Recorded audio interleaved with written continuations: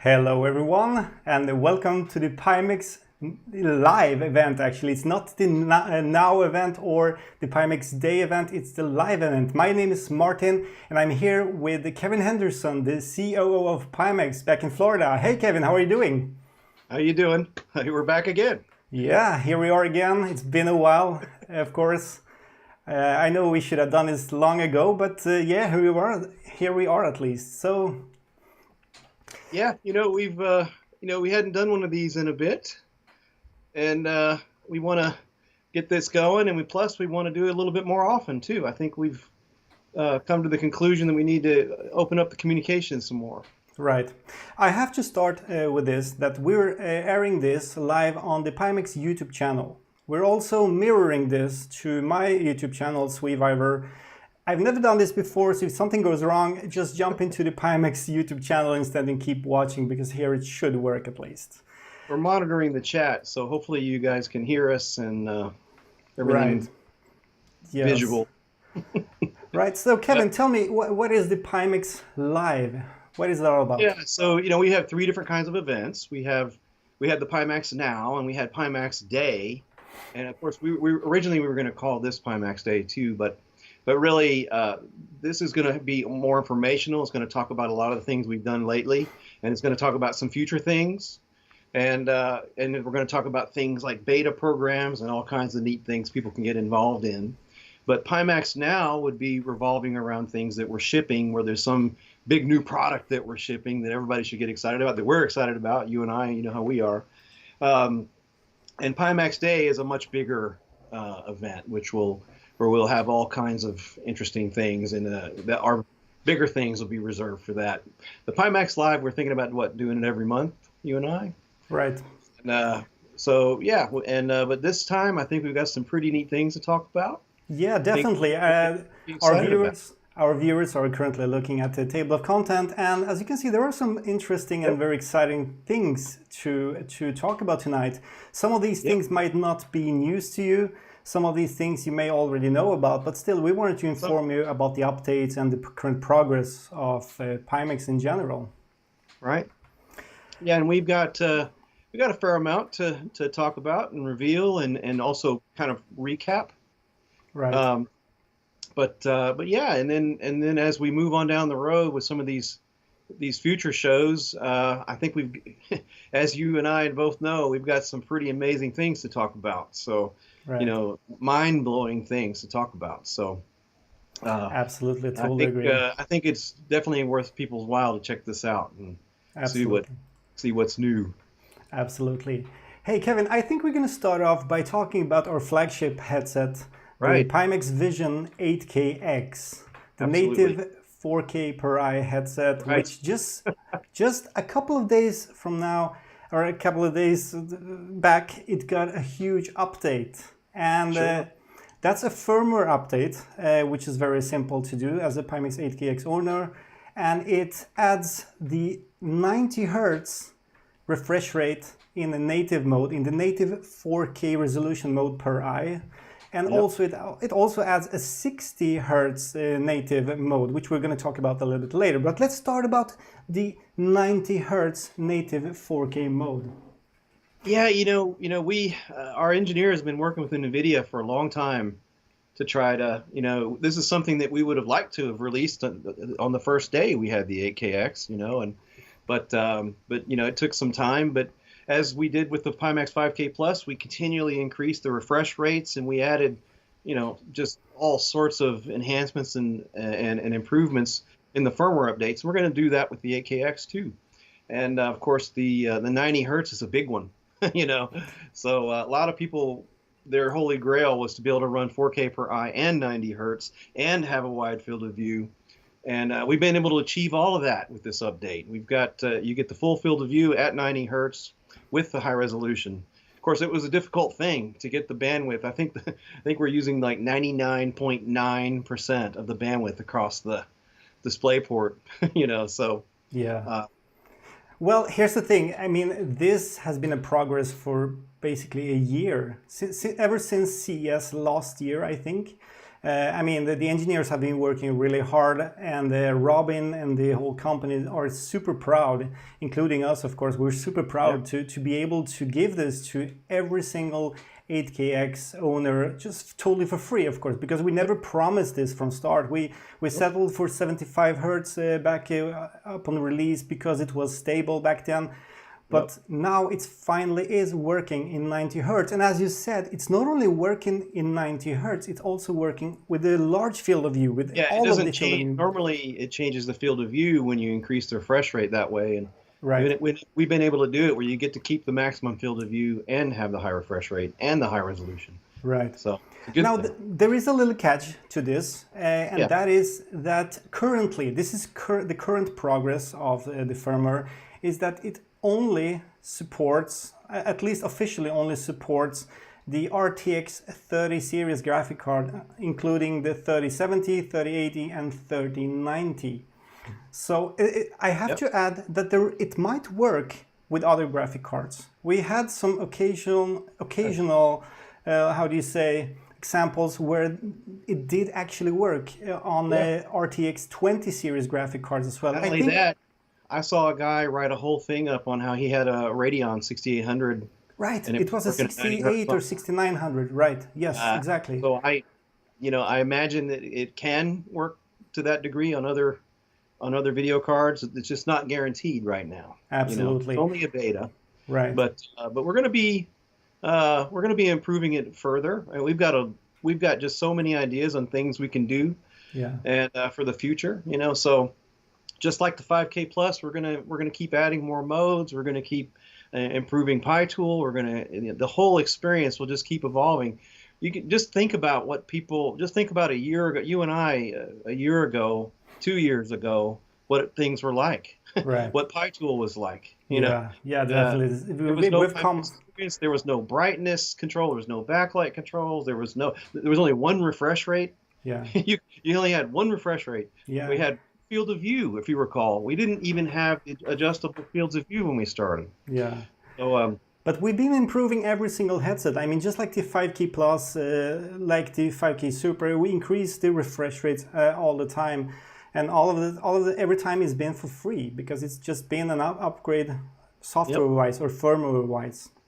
Now, also, I want to add that this 90 hertz mode also supports smart smoothing, which means that you can run your games in 45 frames per second instead of 90, if you cannot hold up 90 frames per second, of course. Exactly. So yeah, that runs smooth. We have tested it a lot, and it does work great, even better than with 75 hertz, half of 75 hertz like before. Yep. And of course, other improvements that we've made to it, one of them is the new optical cable, which is a longer cable. Yeah. It's a much more flexible cable. It's better in literally every way. Right. It's thinner. It's longer. It's more reliable. Here's the thing. It's both thinner. It's longer. It's 6 meters, roughly 20 feet. But it's also more flexible, which means it just feels better when you're using it. It's not, you don't feel it as much when you're turning around and such, because it's just yeah, more of like a, it feels just better, I would say. And of course, I mean, the good parts about the optical interface, which the display port is transferred through, right? Is that Just it's one USB. right. It's one USB, and that's for the tracking data and for the of all the other tracking and the specific data, and power, of course. But the most importantly, it's less prone to damage, that cable, and it transfers a more reliable signal, which means that, here's the thing, some graphic cards has lower signal on the display port, especially the second and the third one. And if you connect a regular cable, there might be issues, but if you connect the optical cable, those issues are a lot of times gone. Yeah, its signal strength is much higher. Right. Yeah, so the optical cable is available on our website in the store. It's available since a few months back already, actually. And it's really... Eventually, that's what we'll include. Eventually, that'll be the default cable. Right. The new one thing we should mention is that the 8KX is a new electrical platform, and so all of our headsets are migrating to that over time. Yeah. So, which means that the electrical platform, the 8KX has, the 5K Super uses it. Yes. Even the Artisan is beginning to use it. All of our headsets do. And as we evolve the platforms, we'll migrate all the models into them. Yeah. So some of you may not even know what the 8KX is. And I'm just going to mention it fast because I'm showing the specifications currently on screen here. Yeah. And that is the Pimax only 4K native 4K per eye headset with a wide field of view of 200 degrees or 170 degrees horizontally. It powers two LCD panels which are full-size 4K, and they use RGB stripe matrix. So it's quite some heavy technology here, and now having 60, 75 and 90 Hertz available in the native mode, while also 114 Hertz is available in the upscaled mode. It's quite a nice package, I must say, and it just gives even more. I think a lot of people who was hesitating to buy the 8KX might now reconsider it, especially since the 90 Hertz is out. And we probably should mention that during this stream and for the next hours, anybody who gets an 8KX will get a free KDMAS. Right. And which is worth $120. Yes. And so you get the KDMAS for free, and the KDMAS is a vast improvement over the SMAS. I mean, everybody agrees that it's a million times nicer than. Yes, absolutely. The KDMAS is the strap you just saw on the video clip, right, what I showed. And you can read more about it on our website and in our store, of course. It's a vast improvement because it's on-air speakers with those air muffs, so it blocks out surrounding sound. It's way better audio quality in general, better speakers, and it's a great package, I think. Now, go ahead. Sorry, Kevin. I was just thinking about the 60 Hertz, which we haven't even talked about yet. Now, that's the best movie mode and flight sim mode. Right. Now, some people might ask, why 60 Hertz? Because it's quite a low refresh rate for VR, right? And some people might even see some flicker in very bright scenes, which even I can do at times. If I just brighten the backlight up to 100%, there might be some minor flicker. It all depends how sensitive you are, how sensitive your eyes are. But the beauty of 60 Hertz is, of course, first of all, is to be able to run the games in 60 Hertz smooth. Now, here's the thing, most of you know this already, but some of you might not, in that when running in 75 Hertz or 90 Hertz, if the game itself is rendering or running in, let's say, 72 frames per second, it's going to feel a little bit stuttery, of course. Now, if you lower down the refresh rate to 60 Hertz and lock the frame rate to 60 Hertz, it's going to feel much more smooth, which is kind of the main point of lowering the refresh rate. And this specifically is very nice to simulators like racing simulators, flight simulators, where you don't necessarily feel that lower refresh rate, but where the smoothness is more important. Yeah, we should also mention that the different refresh rates affect the smart smoothing. It affects the threshold for the smart smoothing to kick in. Yes. The threshold is half of whatever the refresh rate is set to. Yes. So if you have your refresh rate set to 60, it sets the threshold to 30 for the smart smoothing. Yes. So basically, for something like Flight Sim 2020, you really want to run it in 60 because you want to get that threshold for smart smoothing down to 30. Absolutely. This is exactly what I'm showing on screen right now. Some Microsoft Flight Simulator 2020, where I'm running this. Okay, I'm running this with a 3090 graphic card. But as you may know, if you have tried a Flight Simulator 2020, is that no matter what graphic card you have, it's basically impossible to go over more than 40 frames per second, as long as you want to keep a decent image quality. So running here in locked 30 frames per second and reprojecting the image with the asynchronous space warping, which the smart smoothing is, we can get the simulator to run perfectly smooth, even in scenarios like New York, Manhattan, Los Angeles, and places which are quite heavy for the GPU and specifically the CPU. So speaking of, we should mention that we also have a guide on the OpenMR that we created. Right. That gives you. We have a free guide that's on OpenMR where we tell you how to optimize Flight Sim on a Pimax, and we give you everything that you need to know to improve your frame rate. And we did a lot of experiments with every little setting, and we found that the settings that we recommend will give you about a 28% frame boost. Right. Very little degradation in the visuals. Yeah, that's amazing. I know you have spent quite a lot of time with that guide, and I think a lot of people appreciate it already now in the forums and on Reddit and other social medias. It's really needed. It's one of those few simulators, well, maybe including a digital combat simulator as well, where you really need to tweak your computer to get a proper frame rate, even if you play this on the Oculus Rift or any other low resolution headset. It's the CPU bound, how do you say, single core performance which matters here. And today's CPUs are just too slow. I'm running a 5950X, an $800 CPU, and still it struggles. So I have to settle for 30, 35, maybe 40 frames per second to run this simulator. But one thing people should know is that it's a CPU-bound game. So if you try to mix a low CPU with a high GPU, your results aren't going to be so great. So you in this case you do kind of have to have both. But one thing to know also is the Pimax Experience actually does have some Flight Sim profiles for the Pimax side. It does. It does. We're going to mention that in a moment. And we'll talk about that too.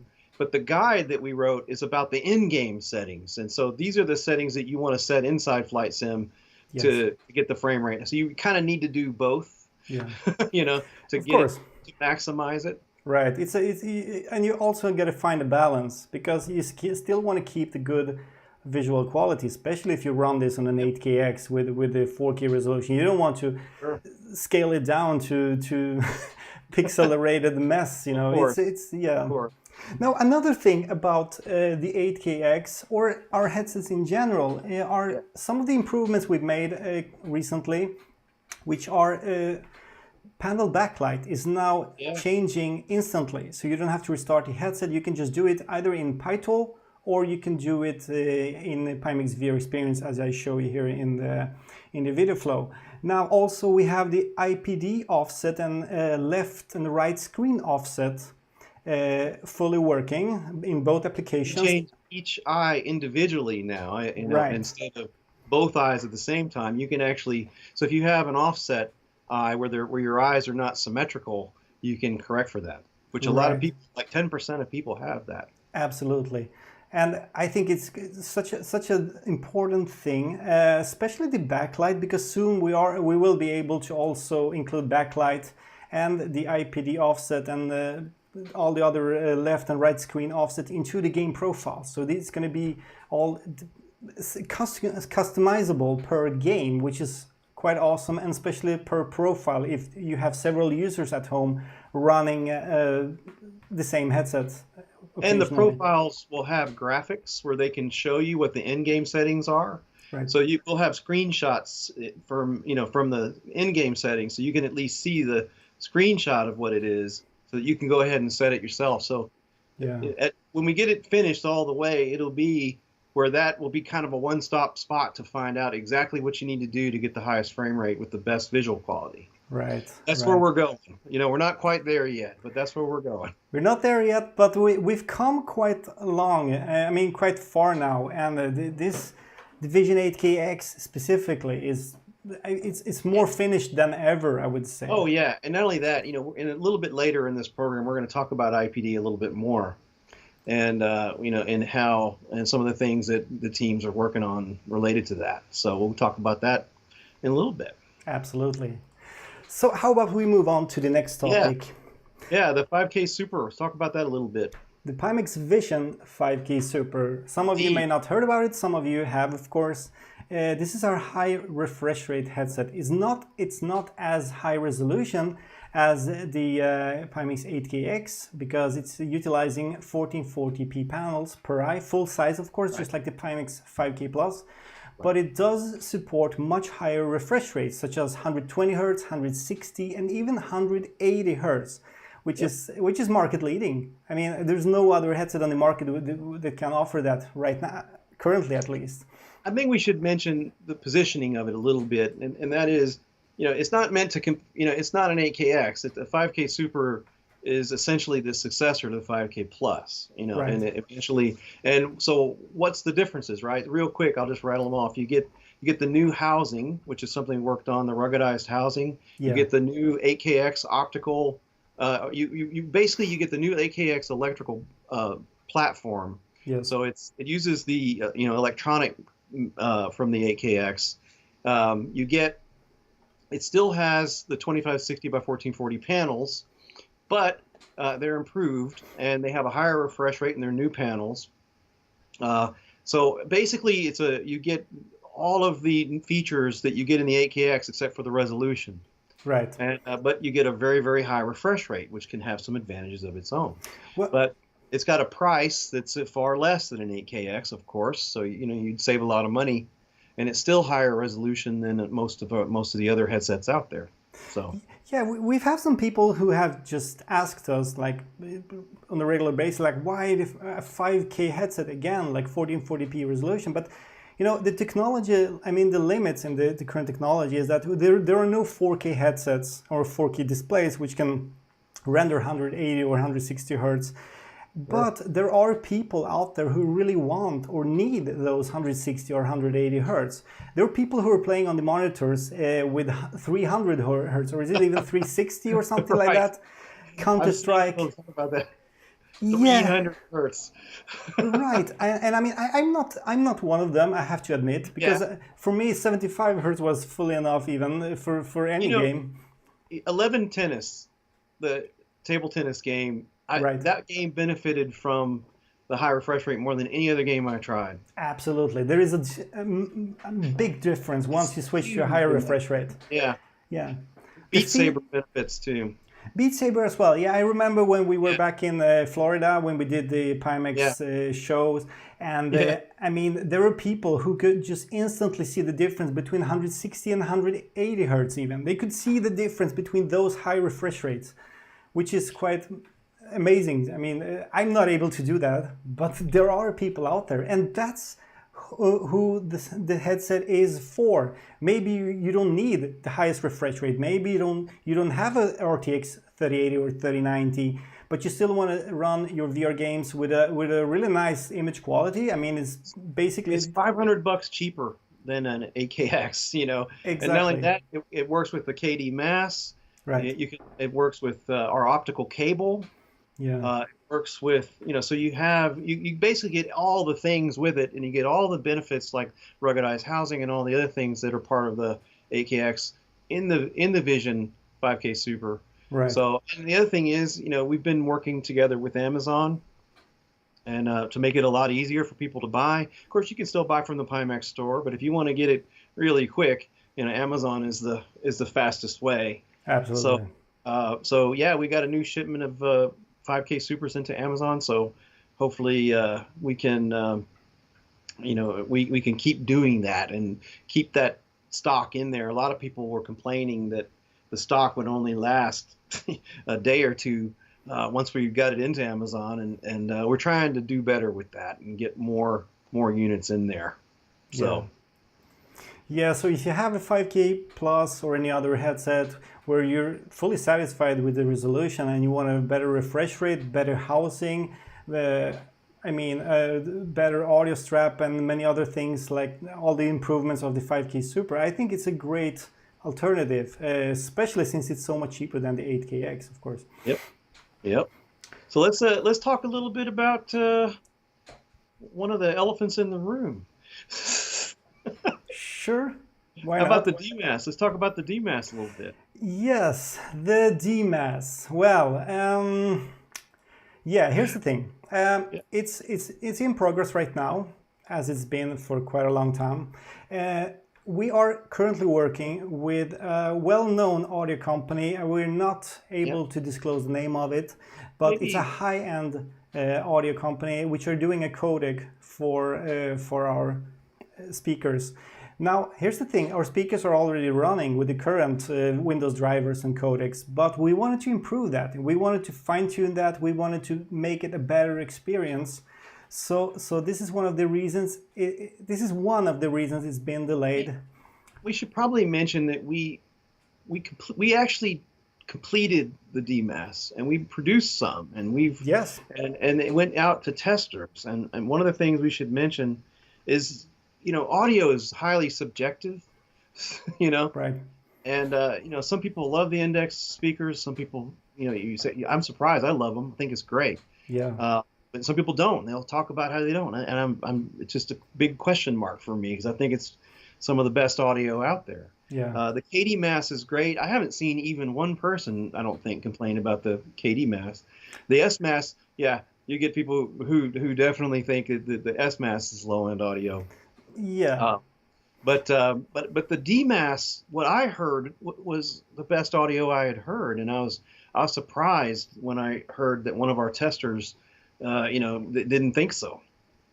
So so it seems to me that so one of the things we want to do is we're going to create a program right after this show where we want to pick 10 people.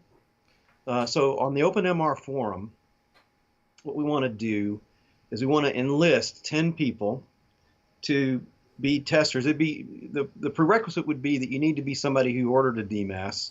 Preferably backers also. I think we're going to prioritize backers, of course. Who has a DMAS coming. Yeah.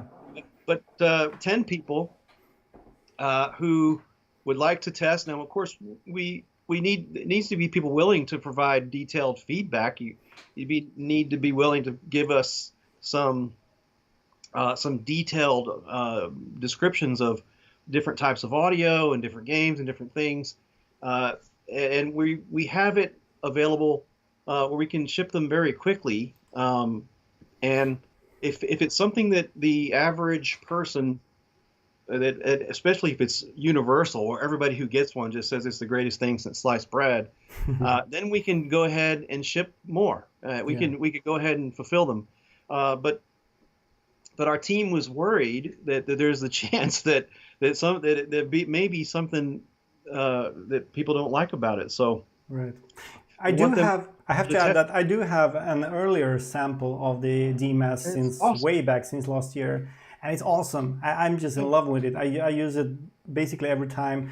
Currently, it's the KDMAS on this headset, but usually I use the DMAS because it is really good, and that's even without the codec which we are working on right now, or the company's working on for us. That was the other thing we wanted to talk about. When the testers will get to test it where you just test the hardware, but then we're going to send you, which is effectively a driver.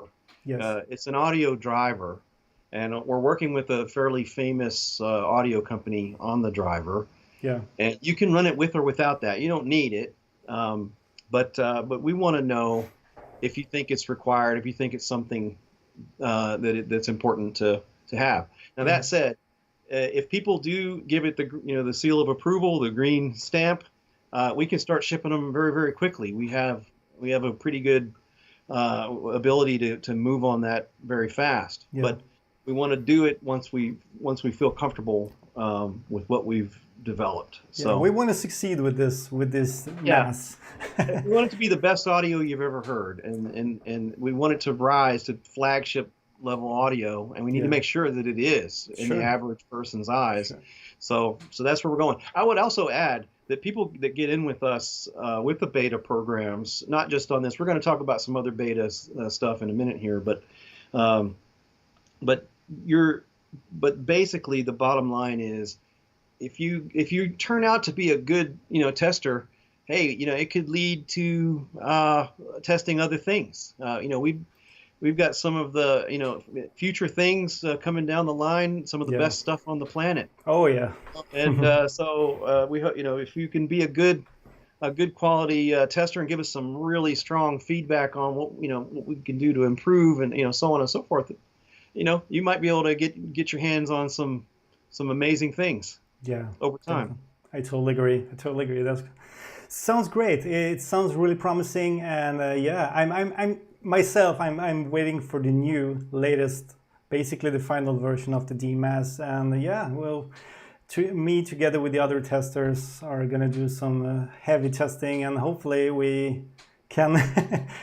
But just real quick, maybe it's worth mentioning all the things that we have completed this year in a very difficult year, where most of China was shut down for 6 months. The entire supply chain was shut down for 7.5 months largely. And you had some even now, the reason that companies are not releasing new hardware products is for that. Even only a handful of companies are releasing phones, or they're reducing the number they're doing, and a lot of other things. In our case, I mean, think about it. We released the hand tracking, the eye tracking, the 8KX. We released the MAS, the SMAS, and the KDMAS, and we did all the backer boxes. That's quite a lot. All the backers. We shipped. We've completed dozens of things this year.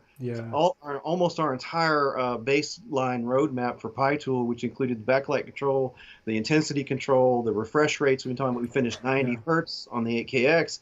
Think about it. We did all of this in a 1 year span. So we're moving on down the road when it comes to being able to release these things in a much more timely manner. Right. And we've also avoided, we're not going to be talking about a lot of things until we're pretty close.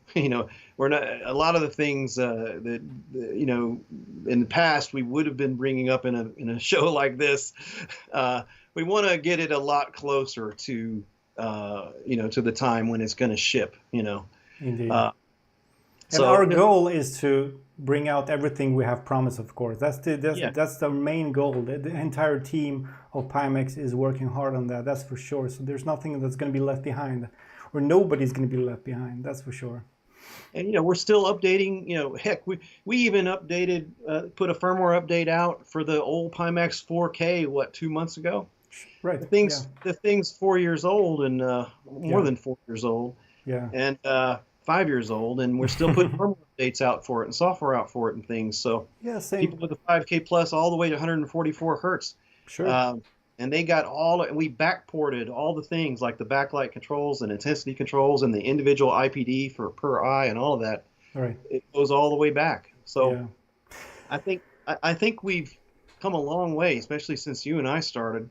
Yeah, definitely. Different company is a different world. It's an awesome journey, and I hope it's, and I'm sure that it's actually going to get even more exciting very soon. Now, it really is. We wish we could go down some of those paths. We'll wait for that.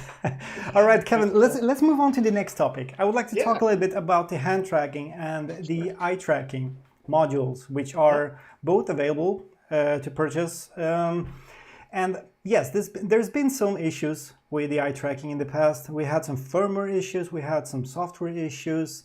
Now, as far as I can see at least, and from the input I get from people, it's getting more and more refined, it's getting better, and most of the people had it working now, and it is really coming into how do you say, into like a what we were expecting it to be from start, specifically the 7 events eye tracking.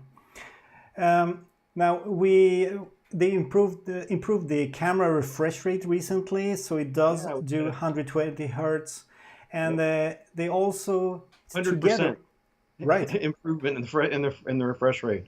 Right. So. And also together with the PyTool team, they're working hard on the DFR, or the dynamic foveated rendering, the accuracy of it and the speed of it and the latency, I mean as low latency as possible. That's constantly being worked on basically in every PyTool update and in every firmware of the eye tracking software or all module. sorts of things. I mean, even things like detecting blinks. Yeah. Knowing when to, when it loses tracking from a blink. Yeah. Being able to adjust for that, and a lot of other technical things that affect the white balance control for it detect in real time, where it detects, where your iris and where your pupil is. All of these things are part of these updates. So it's not just a higher refresh rate. It's more accurate. It can detect the color the delta between the colors. It can do a lot of things that it wasn't possible before with the blink detection and a lot of other things. So we think, but we know, but just for the record, we know that it's still more work to do on that, and a lot more work to do on that. We still have a lot of improvements we want to make to it. We're working with 7 events on to do that every day.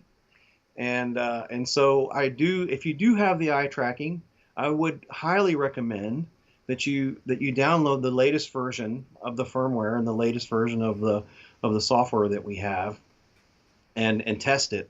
And of course, we're going to continue to release newer versions of it. And the same thing with the hand tracking. Recently, the Gemini was released for the hand tracking, which vastly improves the accuracy of the finger tracking, and it lets you have overlapping fingers where you can have hands like this, and it'll detect which side it's on. Something it didn't do very well before. Yeah, it's a massive improvement. I mean, the hand tracking improvement is massive. I tested it just a couple of days ago. I did some recordings, as you can see here. It's really I won't say it's perfect, but it's way better than it was. And you can also put your hands further away from your headset, and it's still going to track well. Especially the frequency, or is it the refresh rate of the cameras is improved as well, as far as as far as I know, and you can really tell that is very high when you use the hand tracking on a Pimax headset. You actually get the highest FOV on the hand tracking because you can still see your hands. Yes. When your hands are outside the FOV of the headset, if you've got a headset that's only 80 or 90 degrees, your hands are way out, you can't see them anyway. So the Pimax makes hand tracking vastly better. So if you have a project that you're working on, some OEM or VAR project, getting this new Gemini together with a Pimax headset and one of our modules, which are only are inexpensive. What are we selling for? Like $149? It's something like that. Yeah, right. Yeah, it's inexpensive, and you get the full field of view, and you get a lot better distance on seeing where your hands are in the field. It's so difficult to use your hands in like an 80-degree field of view where you got to keep your hands exactly in front of you. Exactly. And with us, you can get it way out here. It is 170 degrees field of view. I mean, that's what's advertised. It's actually a field of view. Actually, it's 200 degrees on the overlapping cameras on the hand tracking. It's wider than our headsets are horizontally. Yeah, that's quite amazing. Yeah, indeed. Yeah. So, right. I mean, there's no real huge news about the hand tracking, maybe, or eye tracking, but the news is that it's working better than ever, which is... We would just recommend that if you do have them, that you upgrade the software. Definitely, especially the Gemini 5 update for the hand tracking, and also the latest firmware update for the eye tracking, and also the AC software, which is brought by 7 events. Very few people have updated their software for the hand tracking and the eye tracking. Yeah. And if you have them, we would highly encourage you to do so. Right. It's free. Definitely. And it gives you some really nice benefits. So yeah, definitely. Hey, Kevin. How about talking about the sword controllers? There's another elephant in the room, isn't there? Yeah. The sword controllers. in the There's an sword elephant. sense. Yeah. Yeah, But there is also a small elephant inside here in this room, actually, in my sure. little. Show them. Yeah. What do Uh, you I'm gonna show. This is. what's this? It's kind of like a developer kit of the Pimax sword controller. Now I'm gonna show you some footage in a second about this, but Yeah. I've been using it for almost a week now. And I can tell you that even though it does not include all the features yet, it's still super promising. The comfort, first of all, is really, really better than I was expecting it to be. I mean, I cannot really complain about the comfort of the Valve Index controllers, but these Pimax Sword controllers are really nice in my hand. At least in my hand, it just feels perfect. It kind of reminds me a little bit of the Oculus controllers as well, which are a little bit smaller, just fits in your hand perfectly. It's just like there's no hesitation of how you hold it. You know, you don't have to adjust it much. It just once you put it on your hand, it just sits there. Well, the great thing is, these are models that fully operate, where you can pair them up, and and one thing that these have, they have the ruggedized housing that even a newer version of the ruggedized housing that we use in the headsets. Now that's the housing. I just have to tell you that the housing does differ a little bit from the headset, not color-wise, but just material-wise, and it just feels so nice. It reminds me a little bit. Yeah, it reminds me a little bit of the HTC Vive 2.0. I mean, the housing, but it's still more cozy. I know it's hard to tell, hard to explain it. You can replace the battery, which is big. Right.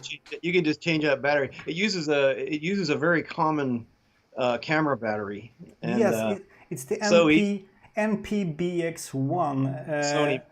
Yeah. It's a Sony battery from start, but you can of course buy third-party batteries really cheap, which are really good actually. I have a whole bunch of these batteries at home. I was recording this clip which you're looking at now, and I used some of my camera batteries which were third-party, and it feels like it lasts forever. You know, it's really, really nice, and especially the thing that you can easily charge these batteries.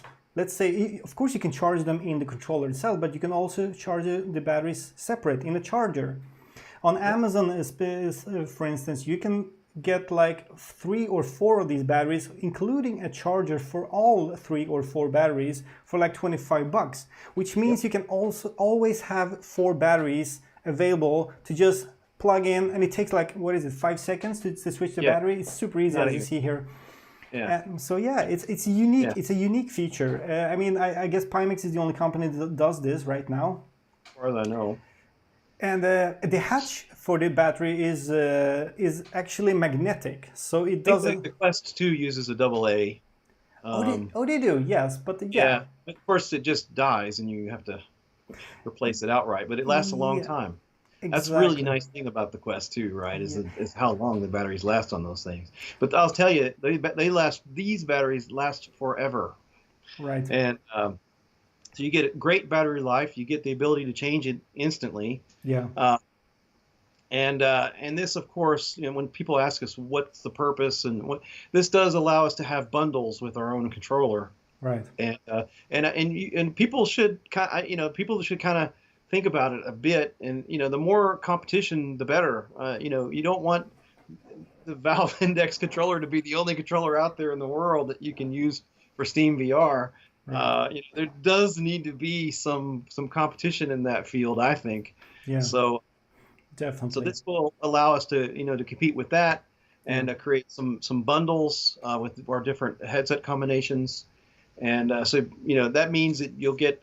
Be able to get the headset, the controllers, the strap, the audio, which will be the KDMAS or the DMAS. You'll be able to have the full package, right? And have a little bit of price control over it.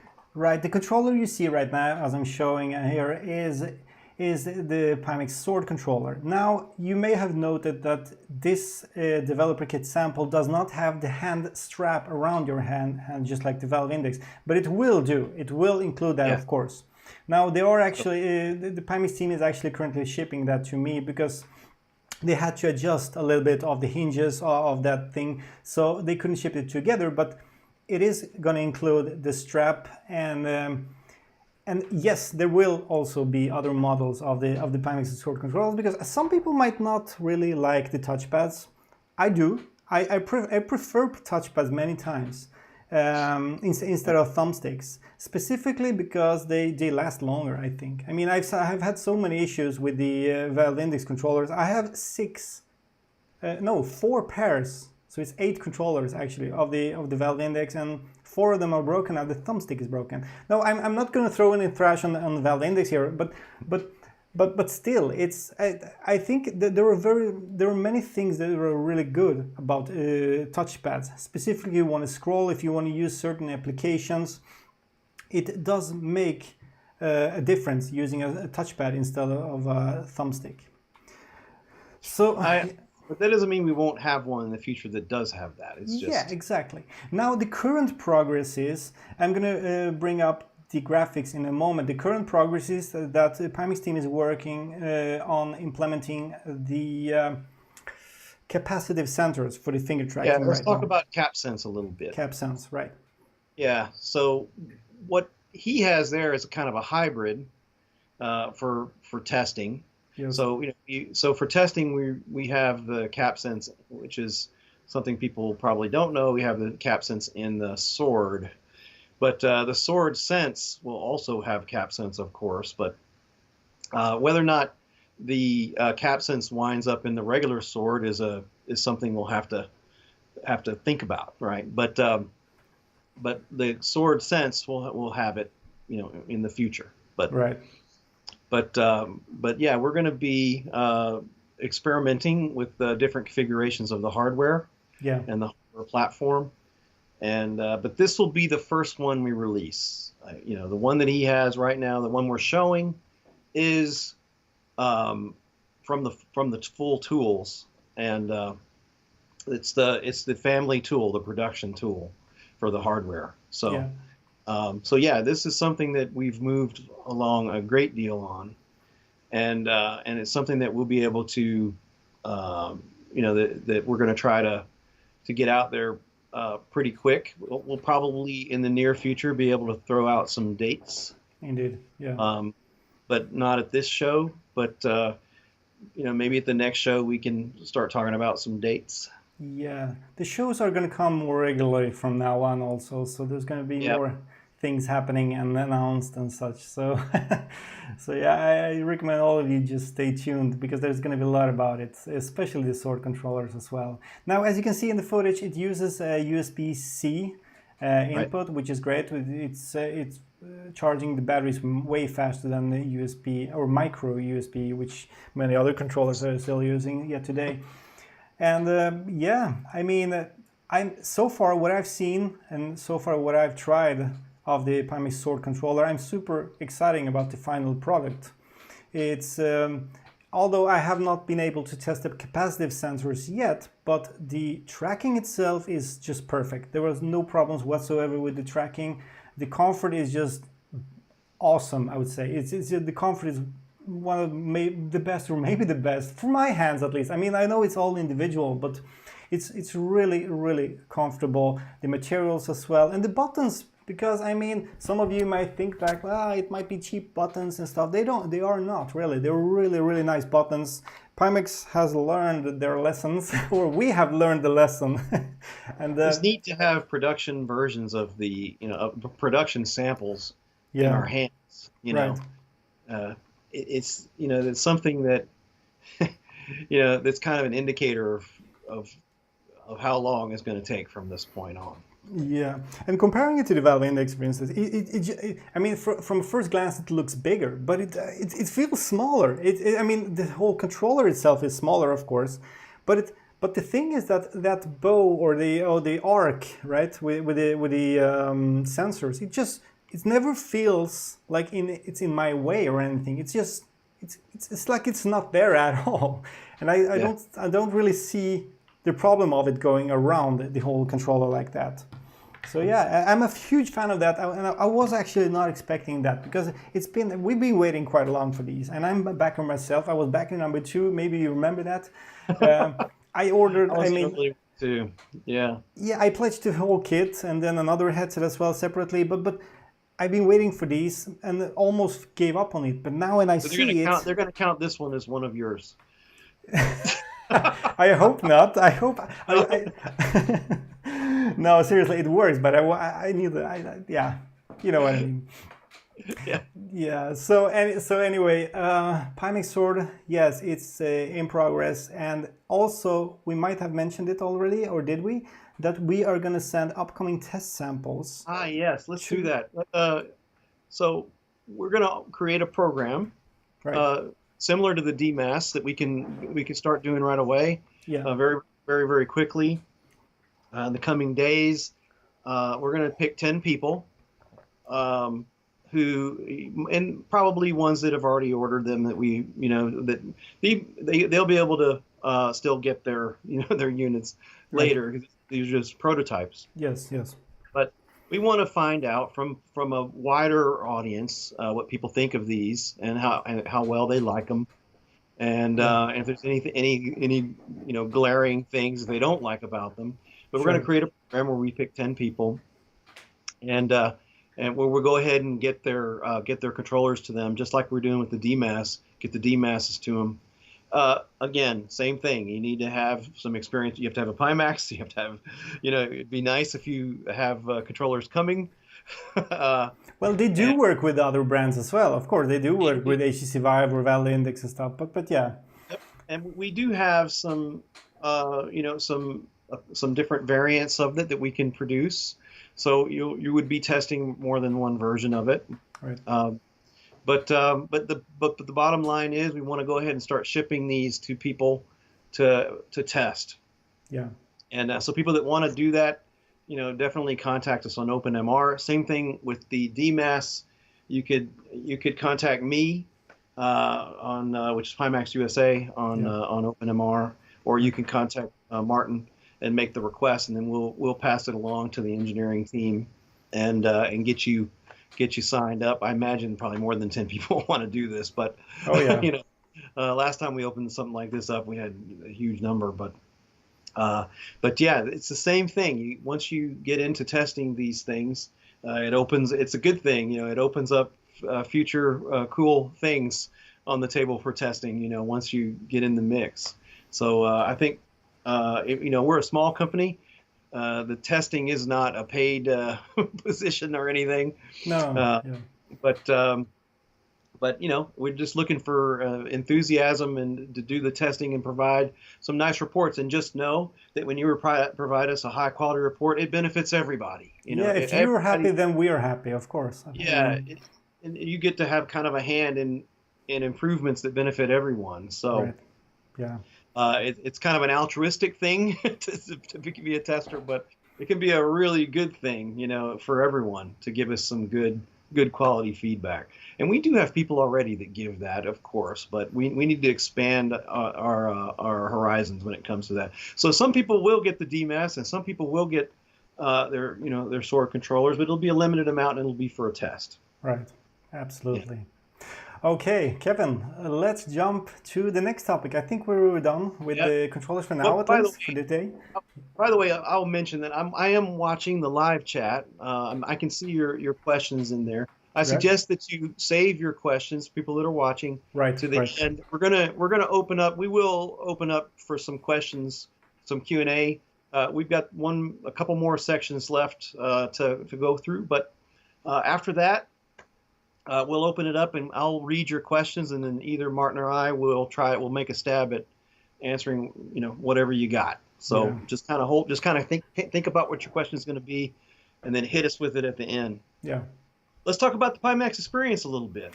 Yes, the Pimax VR Experience. For those of you that has been following the whole development, we have come quite far now. Now, I gotta admit, first of all, the last couple of months, Armin Norozi, or Art Armin, which his company is called, he's been the one who's been working most, basically 80-90% of all the progress that has been made lately. I've been busy with other stuff, and so he's. We might throw out there, Martin's a father now. I am. I actually forgot to add a photo of Christopher, my son. A new dad. Yeah, yeah, it's So awesome. It's almost people eight have weeks said, now. "Oh, he disappeared, and we don't see him as much, and his presence isn't there as much." Well, there's Yeah, a reason for that. yeah. Uh, Being a I'm new dad is a quite a thing. I've been recovering. I am recovering right now. Actually, it's in the eighth, no, seventh week, almost 8 weeks old. Christopher is Yeah. his name, and now it's getting better now because it was really an exhausting time. So yeah, I've been off for a while, but Armin, on the other hand, has been working a He's been lot, doing the especially heavy on the lifting, I think. You know. yeah, especially on the server side of the Yeah. Pimax VR Experience, which hosts the cloud profile feature. Now it's in the phase one. It has started already, actually a few weeks back. We have a whole bunch of contributors, which I'm really thankful for, that you're helping out creating those profiles for the games. And yeah, and soon we're also going to move on to the phase two, which I'm going to talk about in a second. But first of all, if you haven't heard about the cloud profile thing, it's the whole thing about the cloud profile thing is that the Pimax VR Experience can automatically adjust and set the optimized settings for your favorite games without you even clicking on a button. You basically start off the games and it's going to change the PyTool settings, it's going to change the Steam VR super sampling and other tweaks. It will soon also change in-game settings, or if that's possible for games. Some games are, especially like Command line. yeah, command lines. Yeah, even a config file if that's possible. I mean, in games like Half-Life Alyx, you can use command lines and other tweaks. Now, all of that will be hosted on a server, which Armin is currently hosting and is working really hard on this. And as you can see in the video flow here, we already have this running with a limited amount of games. Currently, only about 50, 60 games or something, just to be able to see how it works, how stable it is. And it's only a phase one right now. That means that everything is automated or automatic. You either use the cloud profile mode or you don't. Right. Now, if you don't, then you're going to use your offline or local profiles which you have made in the past. If you turn on the cloud profile, then you will be able to automatically just start your games without doing any tweaks. But currently, you cannot change these profiles, which you will do in phase two. We probably should throw out there that if anybody, there are a lot of experts out there on tweaking PyTool settings, yeah, and tweaking Pimax settings. We would encourage you to contact me or Armin or Martin about if you want to sign up to create profiles. We're adding people to make the online profiles. And remember, it's the same thing. You make a nice one, it benefits everybody, So if there's a game, especially if there's a game that's not, or a group of games that's not supported that about, where you're real good at optimizing it, and all the little secrets, we're very interested in adding a wider variety than the 50 games or 60 games we have on there now. Oh, we want to hundreds of games on there. We can make it thousands of games, of course. Thousands of games. And especially since the cloud profiles are currently already, every profile has 3 different modes. So you have a default mode, you have a more optimized speed mode, and you also have like a quality mode, which whichever you choose, you get better performance, or you get better image quality, or you get the balanced default mode. Now, this is currently all being made in the background, in the in the cloud, on the server. I'm going to show you the graphical slide here again. In phase 2, which Armin is working hard on right now, among other things like graphical improvements. He's redoing the whole UI right now. It's amazing. The phase 2 will also enable, so you can change those profiles, first of all, tweak them. You can upload your own profiles or contribute with your own profiles to the cloud by simply clicking a button right in VR. So you don't have to log into a website or anything like that. You just do that instantly in VR. So when you find some good settings, you just upload it. Of course, there's going to be a way, so we have to, how do you say, put an OK on every profile, so it's not like yeah, because you can't have 50 profiles for one combination of hardware and right. software. So you've got to have a way to bubble those.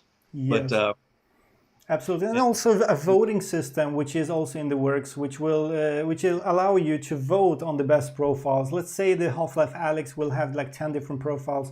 You can basically vote for your favorite, and then the next user automatically can see in the UI in VR is going to be able to see what profile is the best one to use, or which is the one that people mostly prefer. So that's some of the things, and I would like to personally thank Armin once again for doing all the great work. He's amazing, and have in mind he's doing this for free right now. Pimax, he's not employed by Pimax as I am. Right. And if you want to support him, please do so on his Patreon, patreon.com/artarmin. He really deserves that. Now, we're working on the IPD adjustment tool too, so that's another thing. Yes, exactly. I was about to say that we're working on the IPD adjustment. It's kind of like a wizard. So right. it's gonna give you a few images, and you're gonna tweak. We are gonna try to also have some voiceovers. Of course, it's gonna be Kevin's voice because. So I can scare everyone. Yeah. Hello and welcome to Pimax VR Experience. I can already hear that when Kevin says that. But yeah, it's something we are aiming for now during April. It might be even early in April. We'll see. We're still tweaking some stuff with that. Phase 2 cloud profiles. Try to get to the IPD adjustment all in April. Yeah. So there's going to be a lot of things happening in April and onwards with the cloud system. And also there will be other features as well in the Pimax VR Experience. This is not it. Oh, yeah. I mean, we can just... Yeah, we have a huge list. And we will do not regular, how do you say? Like maybe bi-weekly or something live streams. It does check for updates now. I mean, that's one of the features you recently added was checking for updates so that it'll tell you when there's a new version of the Pimax experience, rather than just having to check OpenMR every 5 seconds to see if something new is out there for you. Yeah, and it also, if you click on it, you can update it, you can download it, install it, and restart Pimax VR Experience automatically for you. So you don't even have to leave VR just to get the latest version. Of course, the cloud profiles are not dependent on a new profile, because as soon as you start the Pimax VR Experience, whichever version you have, as long as it's one of the latest ones, it's automatically connects to this cloud, checks for new profiles. If they have been updated, it downloads the profiles for you for those games you have on your computer, of course, not all of the games.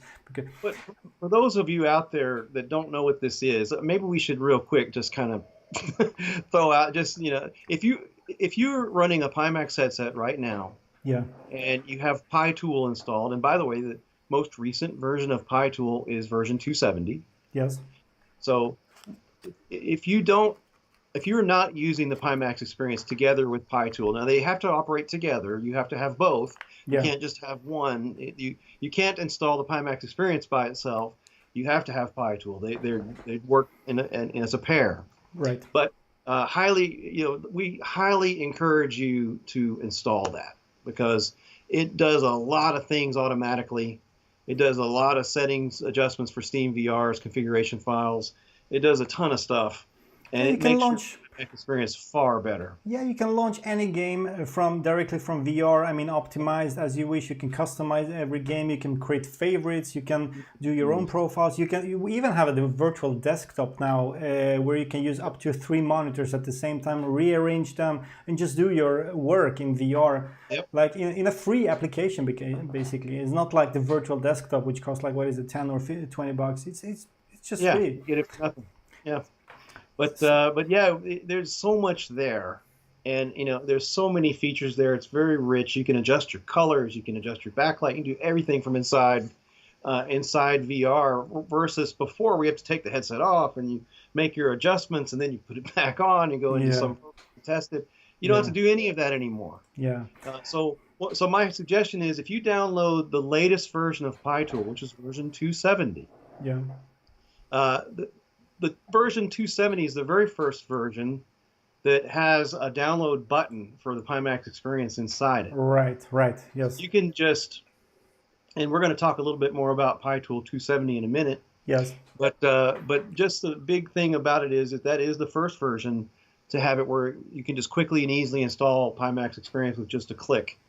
And you don't have to go find it, on the OpenMR somewhere or anything. You just click a button and it puts it on there for you. So yeah, actually, I totally forgot. If not done that, we highly recommend that you try it out. It's great. Absolutely, absolutely. You find that under settings and the general under the tab. I totally forgot to make a short clip about that. That was supposed to be in the. Do that later. We'll add a little blurb. Yeah, also talking about videos, there will be many different videos coming up on the Pimax YouTube channel, also some of on the SweViver channel as well, especially tutorials and step-by-step guides. We are starting to work on that hard now because we feel that people need that. There are cases where it's just much easier and much more time efficient to just show a short video on how to maybe set up your base station, how to pair your controllers, how to change your IPD and all that stuff. So there's going to be a lot of these content coming on both the YouTube channel of Pimax, the website of Pimax, in the forums, on Reddit, and all these places, and also including the SweViver YouTube channel, which you maybe are you watching now? Another thing to talk about would be future collaborations on PyTool, on Pimax Experience. Yes, yes. For the month of April, we want to look into expanding the team, and if there's anyone out there who is a programmer, especially a Unity programmer, who wants to contribute to the Pimax Experience and maybe kind of mold it to some of some of the ideas that you might have that you can work together with our team on. Anybody out there that would like to ask, I suggest they reach out to Martin or Armin, yes. And mention that your interest in it, and then they'll share the project with you. They're going to be the decision makers on who. We want a smooth team, a team that works well together, and we want a team that can get a lot of things done. Sure. It'll be up to them who is added. But if you're out there and you know Unity and you want to add to the Pimax Experience, we definitely would like to add more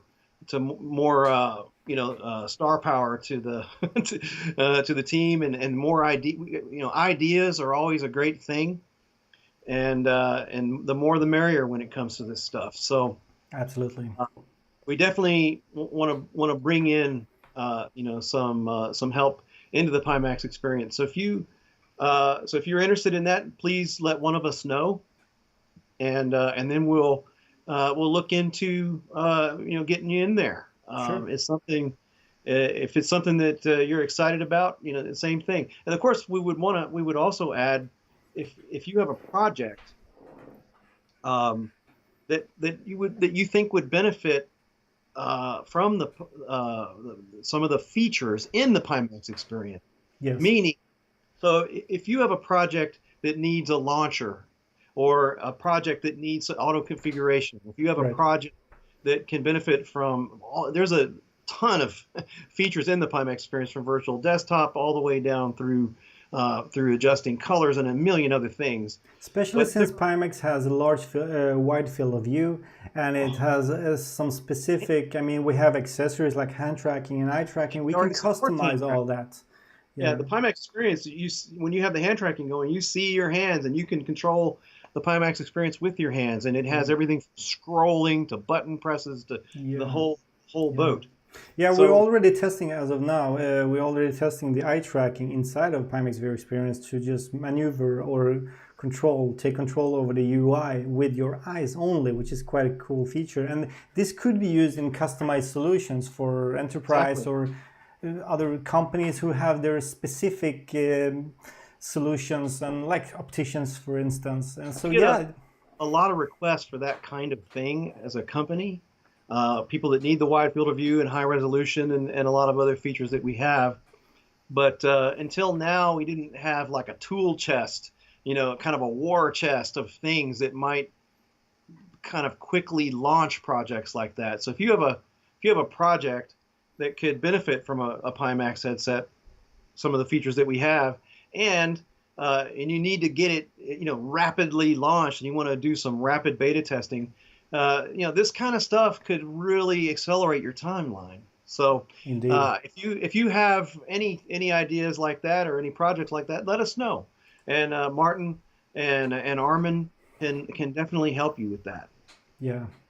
So I mean, ending up with the Pimax VR Experience, we are also going to have live streams, as I mentioned before, hosted by me, Armin, and you, Kevin, of course. Yep. Where we're going to talk new ideas, current progress. I mean, potentially new developers we can maybe come in contact with. Maybe show some beta versions of it that we're working on. Maybe even get some feedback from some people on a live stream. Right.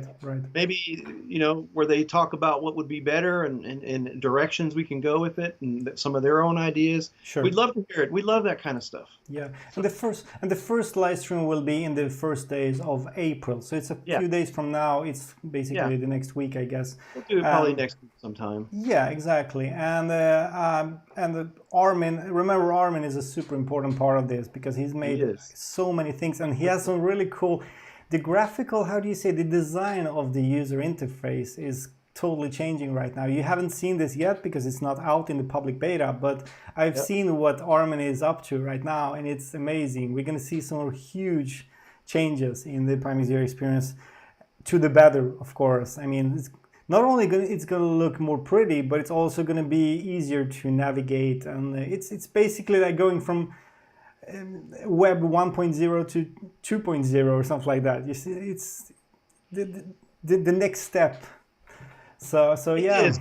And we want to use the Pimax experience as a tool to take Pimax headsets, not just the ones we have now, but future headsets, future products, and integrate them like the eye tracking. We want to add eye tracking capabilities into the Pimax experience at some point. Sure.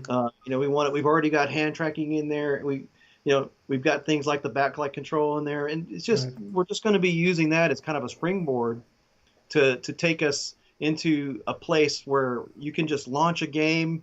It's completely configured. You don't have to do anything. That's the ultimate goal is to have it where you get the most optimized experience possible just with a single click. And we've already come a long way when it comes to that. And it does the Steam optimizations for you. It does the cloud profiles for you. It already supports like 60 games. Yeah. But we got a lot more we want to do with it. Yeah, the progress, I mean, there's a lot of work put into the main core right now, into the server and stuff. So we could have added 500 games by now, but most importantly, it has to work. It has to be stable, it has to be reliable. We don't want to destroy the experience for people, of course. If you don't want to get a lower resolution for no reason, or a too high resolution so your PC cannot handle it. It's tricky. It takes time, and it's going to be based also, I forgot to mention that the profiles are right now already based off your graphic card, RTX 3090, 3080, 2080, 2070, but there's also going to be parameters like CPU, RAM memory, and other stuff. And of course the headsets is also, I mean, the profiles are also based on the headset, because I mean there's a clear difference between render resolution of the 8KX and the 5K Plus, for instance. By the way, so one thing people have asked that we probably should answer real quick is if you run the Pimax experience and you don't see any profiles for a game, that could be two different reasons. Number one, it might just be that we don't support that game yet with a cloud profile, so that it doesn't let you click on the cloud profile button if there's no profile for it. Right. But another thing to know is that it might not be there because you don't have the graphics card that the profile is looking for. Yes. So the Pimax experience grabs what kind of card you have, and then it tries to find the profile for that. Yeah. Well, if there's no profile for that, then it basically just doesn't exist. Right now, we don't have it where you can select a profile for a different video card just yet. Yeah. One of these days we will. Absolutely. Absolutely. So yeah, exciting times ahead, and big thanks to Armin again. Please support him if you can on his Patreon. And Kevin, what's your next topic? We talked about PyTool a little bit a minute ago, that the version was we want to talk about PyTool just for a second. Right, right. It's That's a version good idea. 270. Of course, recently it added the 90 hertz, added the 60 hertz, and a whole slew of other things Yeah, recently. let me go into detail a little bit quickly Yeah. here. First of all, yes, it introduced the firmwares for the 90 and 60 hertz, which we mentioned before, but also there's some more release notes, and one of them is ability to turn off and on the headset's front chevron light, which is, it might sound like a simple thing, but it's very practical for many people who don't want to have that light on their headset. There is some USB power supply mode. There's a new mode which corrects or fixes the bad compatibility with some USB ports some headsets may have. We've seen some rare cases. Use all new libraries for that now. Right. Also, if you already have the 5K Super, there was a minor issue where the 90 Hz mode was not available together with large field of view, which it is now, because it was supposed to be there, but it was probably just a bug inside of PyTool. Yeah. And then the Pimax VR Experience was added. And yes, you can, if you don't want to, you can use the old empty Pimax Galaxy inside of your headset. If you don't want to use Pimax VR Experience, if you just want something simple to choose, which is running in your headset. Although, I mean, if you look at the CPU, RAM, memory, and graphic card, it has a higher system requirement than Pimax Experience does. Yeah, I mean, Armin, I've been optimizing it a lot, but Armin has made an amazing job optimizing Pimax VR Experience. So it's not really taking much of resources, even if you have it in the background. You don't gain anything by just using the Galaxy thing. That's just the truth. Yeah. You know. True. You're generally just better off installing PE if you know. It only takes minutes and it's free, so there's no reason to. Sure. So you should make sure, all of you, make sure to update to the latest PyTool version. Enable Pimax VR Experience in your PyTool so it downloads and installs automatically, and we can assure you you're going to get a much better experience from now on with your Pimax, and it's only going to get better from now on. Indeed. So I guess what we'll do now is let's answer some questions. Now we have one more thing, Kevin, which is quite an important thing also. The RTX bundles. Tell me about it, Kevin. Let's talk about that. Let's talk about that. So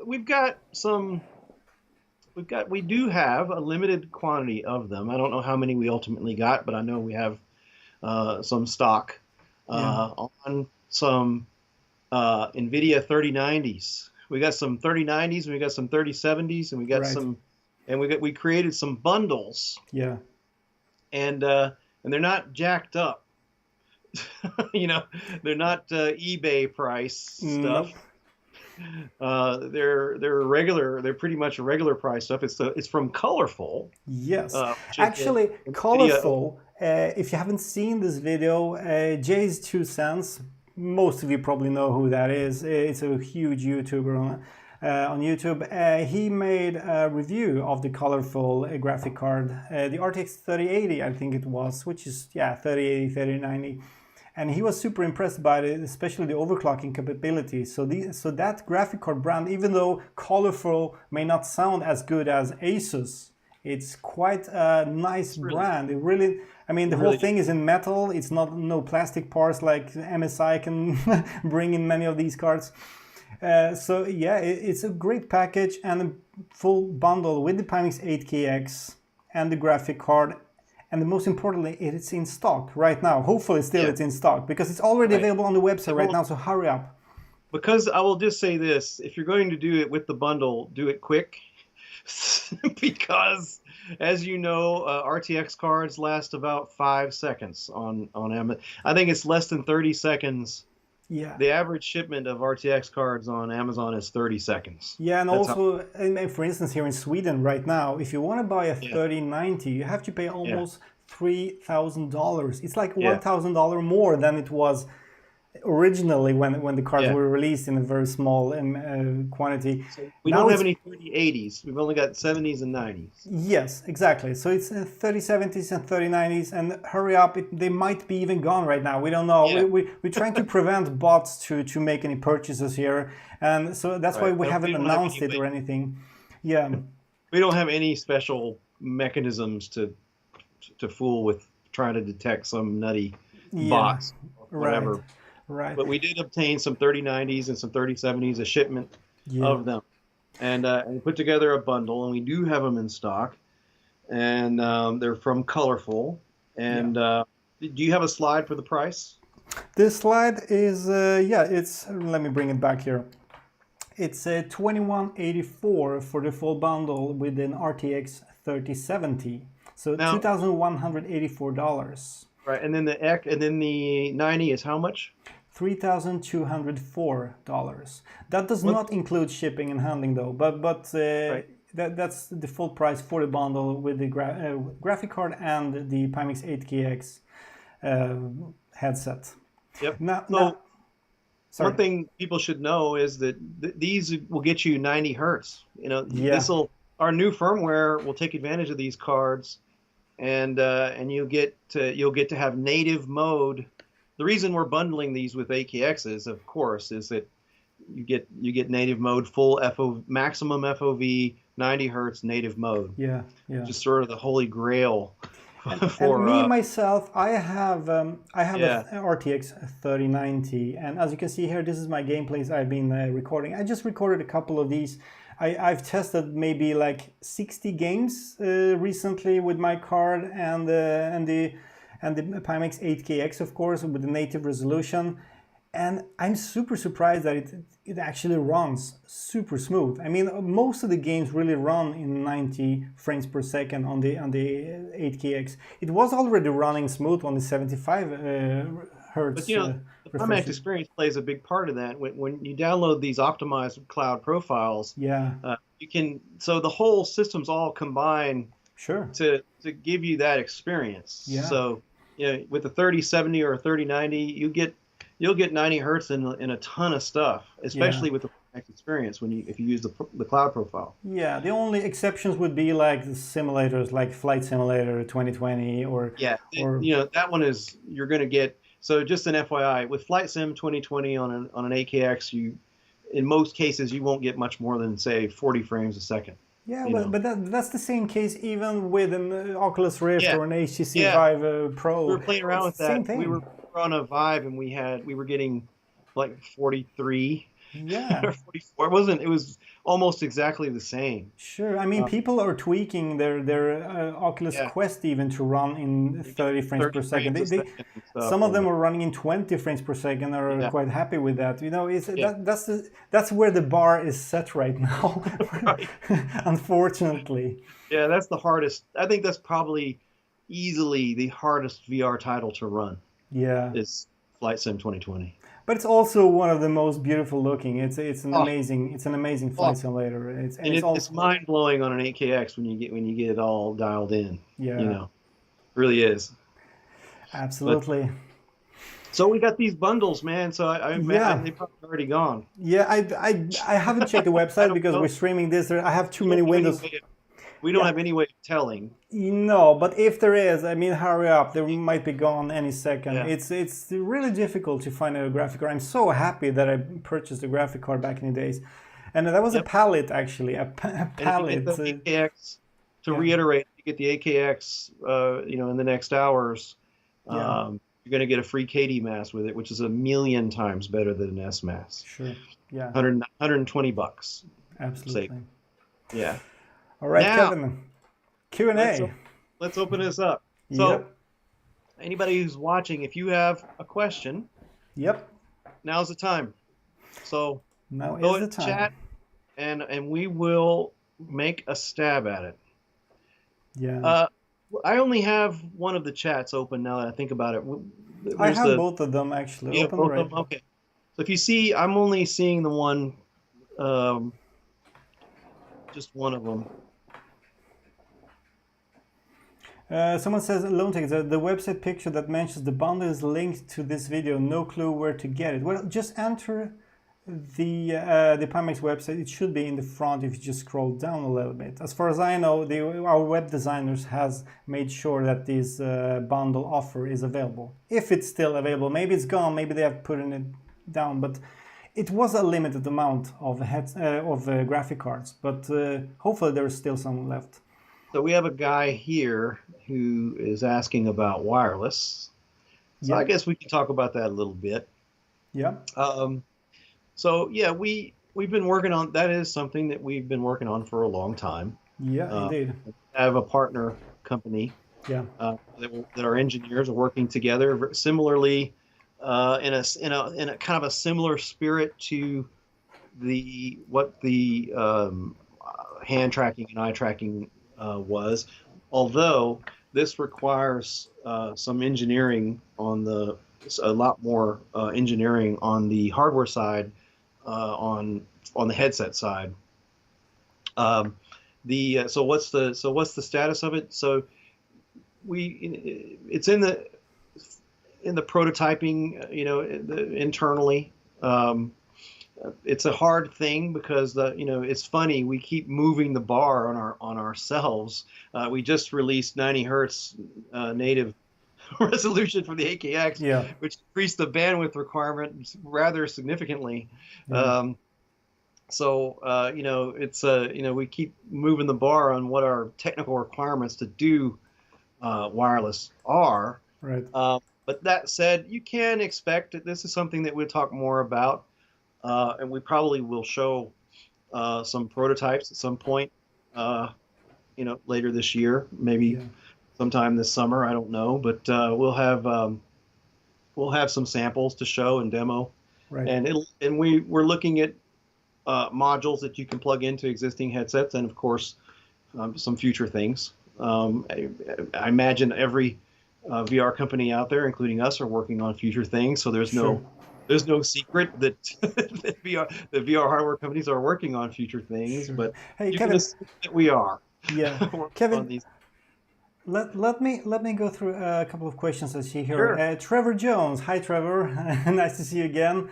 Pimax, will the Pimax Sword Sense have the analog grip button? I'm not sure about it yet because the Sword Sense is still in the works. It's right. Will come after the Sword controller, which I showed here. And this one, even though it might have cap sense, it's still going to have the grip button, which is analog, just like you asked for. Now, I don't know about the Sword Sense, so we're going to have to double check that because that's still... maybe I'm just not aware of this latest update. So please hold on with that. I'm going to answer that in the forums later on. We'll probably talk. I'm certain that we'll talk about that some more. We have meetings every other day with Robin, so where we go through a lot of these kinds of things. So we'll talk to him about it some more and what we can on the. So the problem is we have a lot of things, but whether or not we're actually, where a particular feature will really wind up in a in a product, it's the difference between us seeing it and it actually being something that we're going to really do. Of course. Martin and I see a lot of things. Yeah. But whether or not those things are on the way to reality, Yeah. Now I have a couple of more questions here I want to answer. King of Tanks, will you guys get the Pimax headsets to work with the HTC Vive face tracker? Let me check that with the other controllers that are out there. So our goal is to be price competitive with other things, and we want to come in cheaper than they are. Right. Kevin, I think I lost you there for a second, so I think we got to out of sync for a second, but I think we are back in... You hear what I said about the price? Yeah, I hope so. I hope we didn't lose much of it. I don't know if it's my connection or yours. Just to repeat, the price of the Sword controllers and Sword Sense, our goal is to come in less than other controllers that are out there. Yeah. So the question was... And give us pricing control over our bundle. Right. Now, there was a question about if Pimax headsets will support the HTC Vive face tracker, and I do believe it will. I mean, there are many other headsets who already does that. That's also something I'm going to bounce back on the PyTool team to answer. And I don't think it's a big procedure to make that compatible with Pimax headset? If I haven't tested myself, I don't have that face tracker, so I haven't tested it. But let me get back about that it will. Yeah, I do so as well. Now, next question. Elias Dinter asks if there's an open API for the eye tracker. If there is, where can I find it? Well, currently there is a Unity API, which we are working with inside of Pimax VR Experience to make everything work with the UI. And we will release that as well. I don't have a day for the release yet, but it will be released as a Unity package, basically. So you can. Yeah, we want to have some support in Pimax Experience eventually for the eye tracker, and we want to. The goal is to have any hardware accessory that we offer to have some kind of something in Pimax Experience that takes advantage of it. Right. So. Yeah. So when you see it appear in that, that'll be about the time when the SDK for the eye tracking is probably publicly available, I would guess. Yeah. Next question. Rodriguez asks 90 hertz for the RTX 2000. Yes, that will happen. I'm quite sure about that. Works for some people now. Yeah. Especially since it already works now. We're working very closely with NVIDIA. We have a good contact with them, and we're constantly balling the drivers. They're changing, they're updating, they're fixing stuff. I mean, just a couple of weeks ago we had flashes on the RTX 3000 graphic cards and the 8KX. The same problem that 2080 has on the 3000. Yes, so, and now 3000 is solved. That up nice. Yeah, and especially the RTX 2000 series might support that very soon.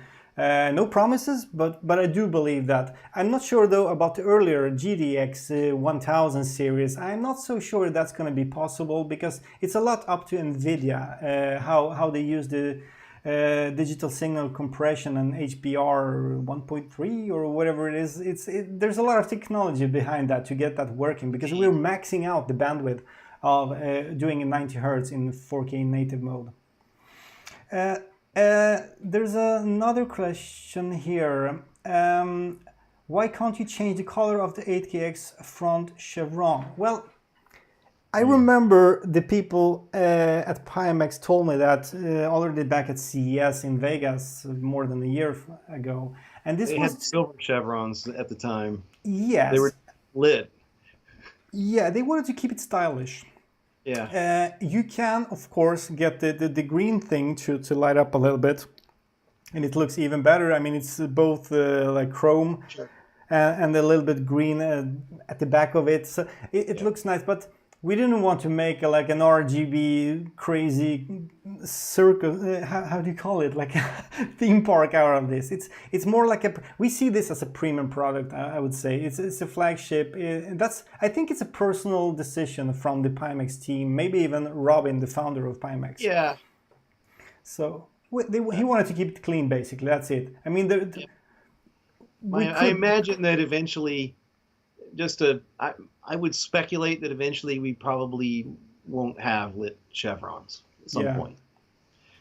You know. Yeah, definitely. Maybe we do a Cylon version someday. Yeah. With light moving. Yeah, exactly. But no, I suspect that there will be a point where we just don't have it. Yeah. So. True. I'm looking for more questions here. Why doesn't 90 Hz work with the latest NVIDIA drivers? What broke? We're currently investigating this, NVIDIA is actually investigating this because it wasn't intentional. They added... Go on, Kevin. I was just going to say, they thought it would work. So, because it did for the past 8 versions or something. Yeah. So this might be fixed in the next version or the version after. So don't worry, it's going to be fixed. We're guessing. We think that it'll actually be the fix will be in the NVIDIA driver side. Yeah. So it'll be where you update to the latest NVIDIA driver and it just starts working. So, right. Most likely. Yeah. Josh is saying that it appears that the 8KX KDMAS and 8KX Deluxe headphone bundles are sold out on the website. Yeah, we've had some pressure on the 8KX recently. I mean, ever since the 90 Hertz update, we have. I mean, people are really getting their eyes up for the 8KX now, but they will come in stock any day now, as far as I know. So yeah, and also the 8KX is available on the Amazon as well. I'm not sure if it's available with KDMAS. Maybe you know that, Kevin. I don't know. It should be. It should be, yeah. So Yeah. if something is out of stock, it will quickly go back in stock because our factories are just rolling day and night right now. So we're doing real well with that. Yeah, it's not like in the question, past. Someone says, "Where's the 8KX OLED version in the future?" The future will come. It's coming. We know a lot of details come, but you can assume that we're that we're always working on new things and amazing things. But you can just be sure that any electronics company would be. You can assume that we are too, but you can assume that that we do have headsets coming out in the future, and that they'll have bigger, better, faster things than we have today. Absolutely. Pimax keeps improving things. Pimax keeps innovating. That's the whole goal, especially since we have Robin as the founder, and we have Nordic, and we have Melvin, and so many people who are really enthusiasts of VR. And just like you, Kevin, and me, we always aim to be 1 or 2 steps ahead.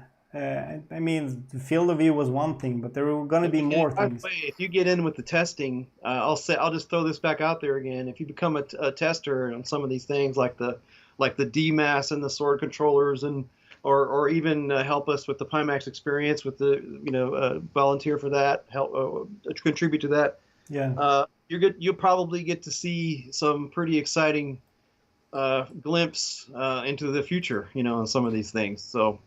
Yeah. Some things that'll blow you away. Definitely, for sure. What else we got? Skid Row, hi, by the way. Nice to see you. Why is there another microphone on the 8KX compared to the other Pimax headsets? I'm not sure if it is, although we know that it's a different PCB on the 8KX, just like on the 8K Plus and the 5K Super. These use a newer PCB, improved ones. And if the microphone is switched out, it's probably for the better. Now, there is a variance in the BOM. One thing, when you're manufacturing electronics, you're going to have some variance in the BOM and the bill of materials moving forward through production. So when you buy a product, when you buy a new Sony TV, for instance, they're probably 5% of the parts between 1 month and 6 months later are different. Yeah. So you do have some variance there, and we're no different when it comes to that. Yeah. Hey, Jens Snetram, a good friend of mine, he just said that the 3070 bundle is indeed sold out already. Wow, that was fast. He has also a question. Could we hope for a Pimax standalone headset? Our mouths are shut. Yeah. Imagine there's an execution waiting for us. We started talking about. Let's put it this way. You can imagine that we are working on future things, and that and these things may or may not wind up existing. Sure. You got to understand that we have a lot of ideas on things that could, and we work on a lot of different things. Yeah. Now, whether or not it gets to a point where we think it's commercial, where it's something that a customer could benefit from, that's a whole. And also, there's the evaluation on the cost, right, and how competitive we think it is, and how there's a lot of thought process that goes into it beyond just being able to do it. Sure. So sometimes we produce samples of things that never exist, and it happens all the time. Yeah, right. And there's things that Martin and I were excited about that that just wound up never existing. But there's a lot of things that we're working on, and some of the things will wind up getting commercialized, and some things won't. Yeah, definitely. So that's us not talking about something doesn't mean that it won't exist or that it will exist. It just means that something that might be commercialized and might not. Yeah. Josh Harlan is asking, can hand tracking work simultaneously with eye tracking? It does, although with 8KX, we're working on a workaround for that, as far as I know, because the 8KX has do not have the upper USB-C connector because of the new PCB design and the limitations of the bandwidth and such. So we had to do some changes in terms of that. But there will be workarounds for this. Although there, as far as I know, there are no real applications which are using eye tracking and hand tracking at the same time. As far as I know, maybe Pimax Experience will be the first one to use both of them. Do it. Yeah. So, hey, here's a guy who says the fan module will blow you away. I like it. Yeah. Now, there's another question which is quite easy to answer. Confusion asks, what's the difference between the 8K Plus and the 8KX? We mentioned it many times. You can also check our website, compare the specifications. Well, shortly, it's using, both headsets are using the same panels, which are 4K, but the 8KX is rendering the native 4K resolution. So there's a native 4K signal going all the way from your graphic card to the headset, which gives more sharp, more defined image. While the 8K Plus does use the same panels and you're going to get the same screen door effect, but it's only a 1440p resolution, which is then upscaled before it's sent 2560 by 1440 per eye. Yeah. Versus Exactly. 3840 by 2160 per eye. So that's the resolution, but it scales it to where they end up being the same resolution, but the input resolution is what's different. Right. So in practice, so what does that mean in practice? If you're in a driving game and there's a car in front of you and you're looking at that car and it's a great distance away, it's a long way away and you see it way off in the distance, the detail that car will have will be different between an 8KX and an 8K Plus. Yeah. And on things like the dials and in a flight sim, the clarity of that. That's a massive difference. It is. There would be a big difference there. Yeah. Get real sharp clarity on things like dials and indicators. Well, here's the thing. I wouldn't say that everyone needs that, but a lot of people do. Then there are people who might prefer to just have the awesome an image without the screen door effect, and that's you get the same thing with the 8K Plus. Yeah, the cool thing about the 8K Plus, you get everything that the 8KX has, except for that one. You get the great housings, you get all the other stuff. You just don't get the native resolution per eye. Right. So it has all the other features are the same. Yeah. Does the Pimax 8KX have Bluetooth receiver in it? Well, it does for the tracking part, yes, but you cannot connect any other accessories, as far as I know, with Bluetooth. It's not a classic Bluetooth device. No, it's specific, it's just used internally. Yeah, exactly. Yeah. Another person is asking about the 90 Hz 2080 Ti. Might come. It might come very soon as well. We'll see. Yeah, you can try it. You can actually try it right now. Indeed, if you have. You can install the firmware and give it a shot. Yeah. Some people have it say it does work. Yeah. And some people say it doesn't work at all. And some people say it does work, but with a flicker. Yeah. It may work for you, but it probably won't. Your friend Shori, I think it is, he's called, is asking, how do I become a tester? Now, first of all, we are prioritizing backers and early customers which already purchased the DMAS or the Pimax Sword controllers. And we will announce that. I think, Kevin, you might announce that in the forums in the upcoming days. I saw someone here in the thread, so they went ahead and created some threads. That's great. For both the DMAS and the others. We'll use the threads that the guy here made. Thank you, by the way, very much for doing that. Great. So jump into the Pimax OpenMR forums. It's called OpenMR. But there's going to be some criteria attached to it for your knowledge and your ability to give us good reports, and also we're going to prioritize people that already have an order in. So we don't want anybody to think we're trying to.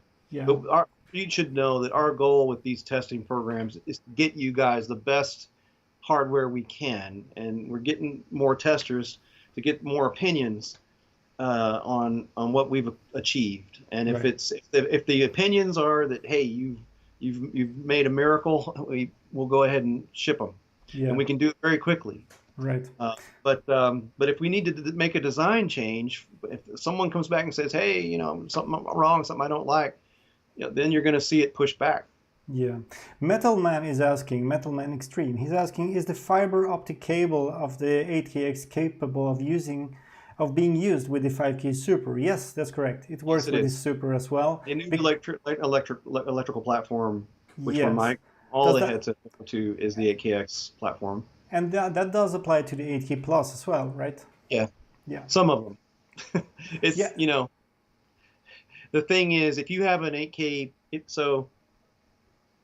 you have an 8K Plus that's an older one, there are some that won't work with the optical cable, I think. Yeah, I have one. I remember I have a sample from CS, I think, which didn't work with that. But yeah, I mean, the team can check it up for you. I mean, if you just contact our support and give them the serial number, they can double check that. If you have both USB ports up and down, it won't work. Yeah, right. So if you have one USB port on the bottom on your headset, then it will work with the optical cable. Yeah. If you have both USB ports, it will not work with the optical cable. Yeah. That's the way I. Sure. Yeah, exactly. That's a good platform for the 8KX only has one USB port on the bottom. Yeah. For now. All right. Yeah. So let's see if we have any more question. Can you VR Talk? Hi, by the way, nice to see you.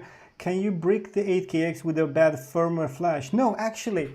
I don't think I've ever seen a bricked headset from a firmware update. Yeah, although we had issues in the past where the firmware could just fail, and then you had to contact the support, and they just made a team viewer session with you, and then they fixed it. Support takes care of it, but you won't have to send the headset back or anything like that. Yeah, but I have to add something here, that the latest version of PyTool, the 270, includes a new version of the DFU, the firmware update tool, which actually fixes that. So if your firmware update fails, I actually been through that once because I was running like Adobe Premiere and some other stuff in the background. My computer was just overloaded. So I tried to update the firmware of my 5K Super, I think it was, and it failed. And then it says, retry again, and then I clicked on retry again, and then it succeeded, and it was all fine. So it doesn't like abort anything if it fails. It has all new USB libraries too. So the new 270 PyTool includes all new firmware flashing capability. Yeah. So I actually used that to fix a customer with a problem yesterday. Yeah. So it's much better, and I highly recommend the 270. Yeah. Nemesis Wolf is asking, are you going to release a longer cable for the 8KX as it's shorter than the other models? Well, it's not. Well, we have a 6-meter model already, the optical one. Cable, the optical, but we probably release longer ones in the future. But it's the 6 meters, the longest one for right now. It is, and I think there is headroom for a longer cable as well, but that's not prioritized right now because we all have so much. On our forums, there are several threads or people who've had success extending cables with repeaters and doing some things with the optical cable. Absolutely. And you can take it further. There are actually some DisplayPort extenders. I can follow up with that in the forums. I've tried the DisplayPort extenders. They're actually quite cheap on Amazon, like $30. It's both extenders and switches even, and they could pass along the signal and extend the cable at least with 2 meters. I've tested that, and that was when using the optical cable. So that makes the cable 8 meters long in total. Now it does require that kind of DisplayPort extender or whatever it's called, switch, which supports the 8K at 60 hertz and stuff. I mean, it's 8K, that's the highest level of DisplayPort available, including HBR3 and DSC 1.3 or something like that. Yeah, I can follow up with that. It is possible to extend that, but not with any kind of extendable cable. I see a question to cause smart smoothing to work. Do you need 30 FPS? So the answer to that, the answer to that is it's based on what you have the overall refresh rate set for. Yeah. So if you set the refresh rate at 60, you need 31. Yeah. Sustained for smart smoothing to work. Yeah. If you set the refresh rate for 75, you need like 38. If you set it for 90, you need 45 sustain. Yeah. So if you want to reduce the baseline minimum refresh rate for smart smoothing to kick in, you need to reduce the refresh rate for the headset in PyTool. So if you want to get smart smoothing's kick in threshold to be as low as you can make it, yeah. then like if you have an older video card or something, sure. you know, but it would need to be an RTX 20 series at least. So you would move it down to 60 hertz on an 8KX, and then you'd have a 31 hertz kick in for smart smoothing. Yeah. That's how it works. Yeah, Varmin TV is asking grip size of the new controllers, pinky placement. That's actually a good question. I showed that on the B-rolls further. I mean, further back. You can always rewind and check the video. Yeah. This stream is going to be available on the Pimax YouTube channel. Yeah, it's still up on the thicker part here. You can of course have it lower down, but there's room enough. So there's really it's small. It's way smaller than the Valve Index controller, but still it's roomy. I mean, it's spacey. There's no way, unless you have like monster big hands, I don't think there's going to be any problem having your pinky and any other finger misaligned in any way. So I really do believe it's a great controller, and it's going to get better once it's finished as well. Okay. So, the guy asked about RTX cards are scarce. Why don't we support AMD cards more? I'll tell you, AMD new cards are scarce too. You know, they're all scarce. You know, it's just all the new cards are scarce. It's unfortunate. Yeah. But that said, we do support it. And oh, by the way, a lot of people are reporting that our 90 hertz update does work on the 6800 and the 6900 Radeons. So sure. You can try it and let us know if it worked for you. Yeah. Sphinx Coma is asking, what's the status quo of the IPD guy with the experience? If you check back on the stream later, you can see that we're talking about that. It's aimed for April. It might be even early in April. We're going to release the first version. Talk about it on the live when we do the stream. We're going to have, we mentioned this before, but we're going to have a live stream next week with the three of us. Yeah. It'll be me, Martin, and Armin, and maybe we'll talk about that a little bit. Sure, yeah. During the live stream you can do a lot. King of Tanks is asking, is the Pimax 5K Plus discontinued? Do you have any information about that, Kevin? Because I don't. Well, just know that the 5K Super is the replacement for the 5K Plus. Yeah. We actually still have recently run some 5K Pluses. But no, that it's that the 5K Plus is on the path to to being it's our oldest headset that we still produce. Yeah. So if you do get one, know that it'll be there are successors already for sale. Yeah, I would say though, go for the 5K Super in any way, because it's such a better headset in terms of the housing, the quality. I mean, the refresh rate, of course, which is the main feature of it, but everything. I mean, you get the DMAS strap, not DMAS, sorry, SMAS, the standard modular strap. Optionally, you can upgrade it to the KDMAS if you want. Right, and it's just a way better headset. In every way. Yeah. So sooner or later, the 5K Plus might be discontinued, of course. I mean, that's the natural way of developing evolution, I guess. Just assume that the 5K Plus is, on the latter part of that. Yeah. Yeah. B Phoenix, why my 8KX has a huge difference in sharpness in 1.4? I guess he means PyTool render quality at 1.4. Well, here's the thing, that the higher render resolution you put before you send it to the headset, the better it gets. That's basically what's called super sampling. That's why you could get back in the days, I'm talking about 3 years ago. It's even application dependent as well, some of it. It depends. Some applications apply their own sampling, and they have in the Steam pipeline. Yeah, but and also, as you might remember that during the HTC Vive era, 3 years ago or so, even back then it was rendering at 1.4 times the resolution of the headset panels, just because it just looks better. the more you increase the resolution to a certain point, right?